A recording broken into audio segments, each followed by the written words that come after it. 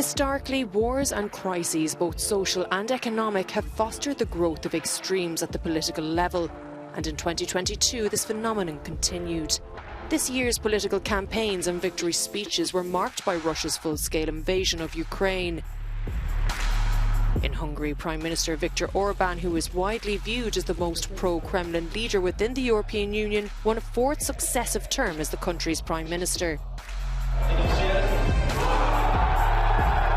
In France, Emmanuel Macron managed to secure a victory in the presidential election against his rival Marine Le Pen.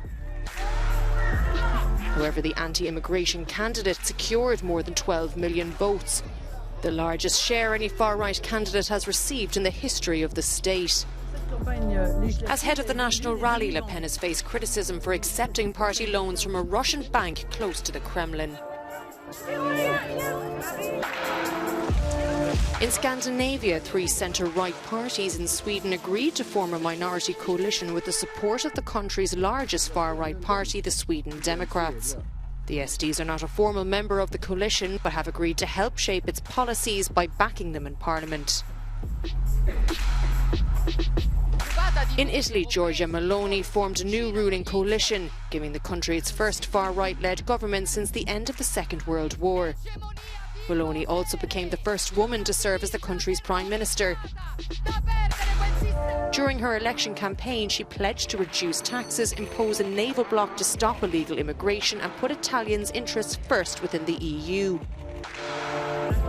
However, she now needs to guide Italy through a critical energy crisis and surging inflation.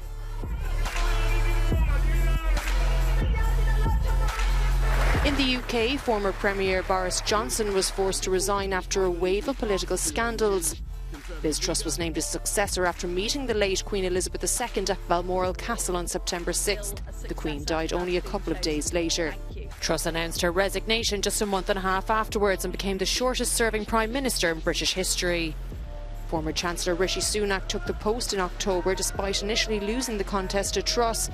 Away from Europe, the highlight was the return of Luis Inácio Lula da Silva in Brazil.